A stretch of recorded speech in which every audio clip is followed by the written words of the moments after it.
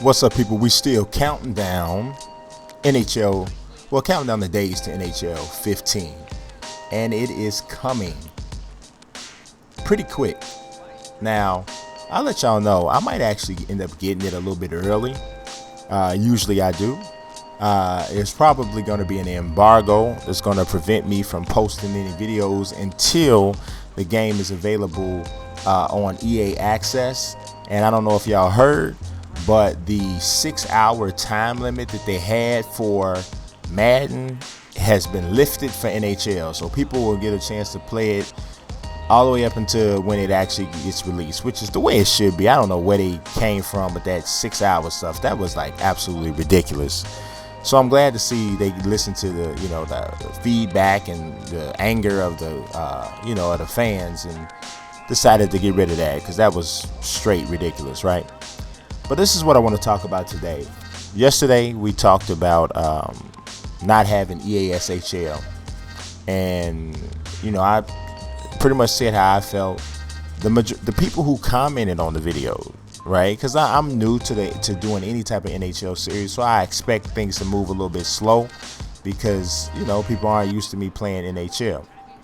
But out of the people who did actually comment on the video, the majority of people were saying it really wasn't that big deal to them that EASHL wasn't going to be there. So that actually kind of surprised me, because not being as in touch with the NHL community as I am with some of the other games, all I was doing was I was listening to what a lot of people were saying. It was, oh my God, no EASHL, I'm gonna lose my mind, all of that, right?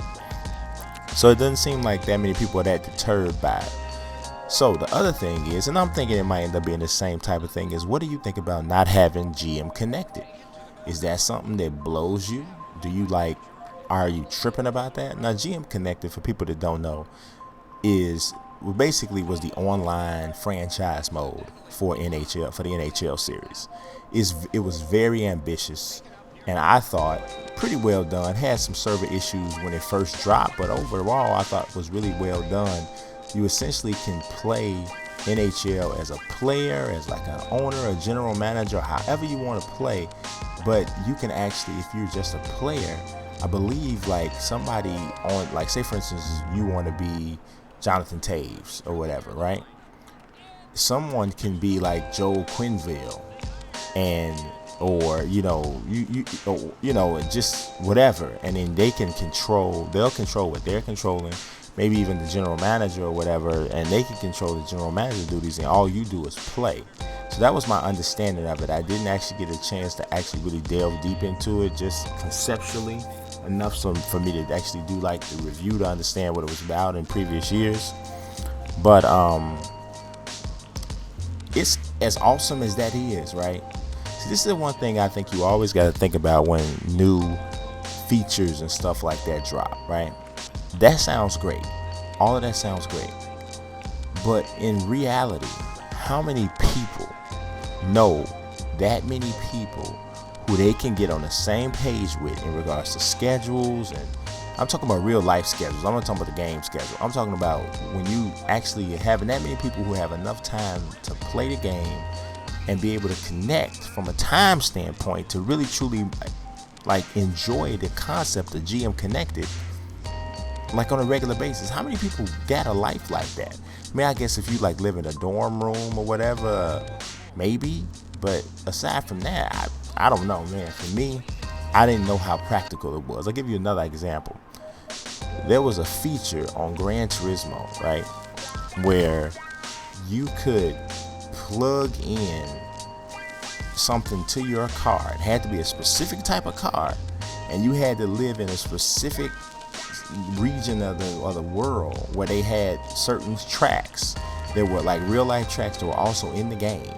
Well, if you had this hookup inside your car and you lived near one of these tracks and you had a certain kind of car, you could actually drive the track in your car and it would record and send the information to your PlayStation 3, and you'd be able to watch yourself drive through this real life course.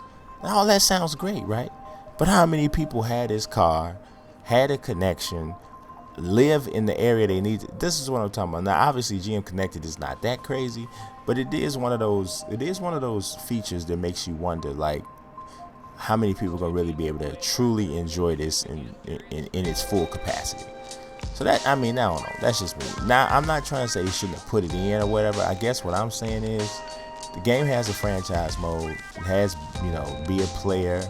Has the requisite stuff. I think that other stuff is definitely, if you were in a situation where you're making a new game or making a game on a new console, the things that absolutely have to be there, I think are there. And that's another goal. Yes, you better love it. Spin around, homie. Spin around, big homie. I'm gonna tell you, the guys, when I play with the Kings, obviously Anze Kopitar, but Justin Williams, I mean, hey, I get some things done. I get some things done. So that's this episode, man, of the countdown to NHL 15. Now stay tuned. There'll be another one coming to you tomorrow and every day all the way up to the day it releases. Subscribe, follow, and peace.